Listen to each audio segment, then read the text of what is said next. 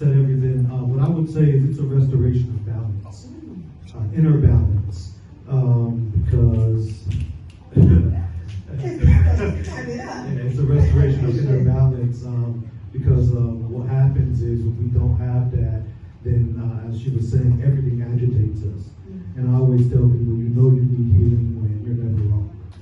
When it's always somebody else that did something to you, when you're always the victim.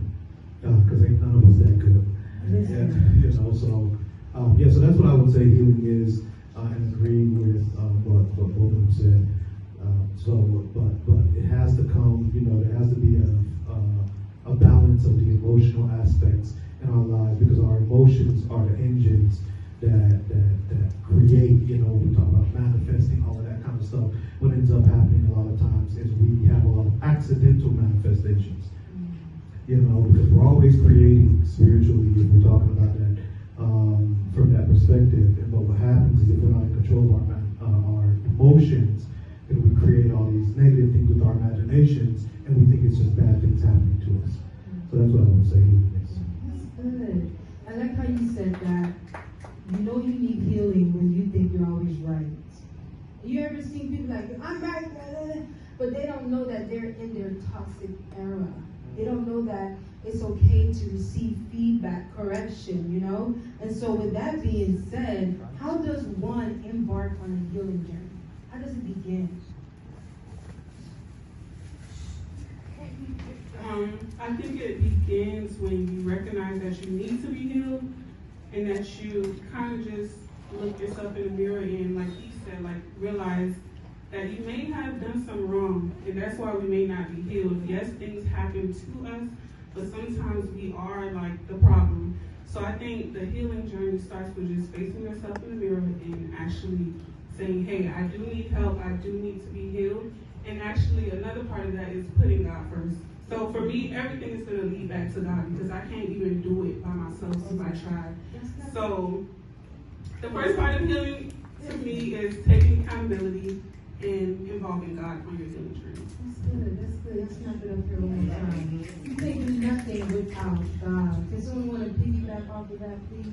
I would add the beginning of embarking on that journey is actually being in touch with your inner thoughts, your subconscious mind, because a lot of times, because we're so uncomfortable, we're sitting in silence.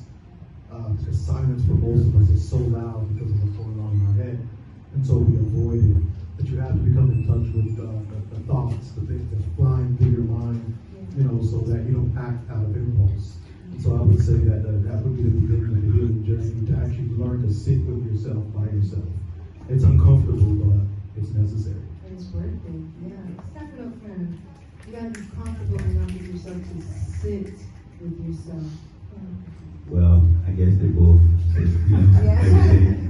But one thing I would like to add about healing is self-awareness. Be aware of yourself. You know, and also one of the most powerful things is meditation. Meditate. Like connect with yourself. You know, learn how get to know who you are. Because so many people, they don't know who they are. And like you're saying, like people always trying to be right. But we cannot be right all the time. Sometimes you're the problem. Because we are dealing with something called toxicity. So sometimes you're the toxic one. But how do you recognize you're the toxic one? It's just analyze. Use your common sense. Admit that you were wrong. So until you can admit you were wrong, you can even tap into healing. But when you admit you're wrong, you say, oh my God, I need help. I'm toxic. You know, so I guess about self-awareness is very important. It's good to be self-aware. If you know that you be like, girl, you know what? This was very toxic of me. It's good to know that. You know, because there's nothing wrong with it. If you don't catch yourself, who will? Okay?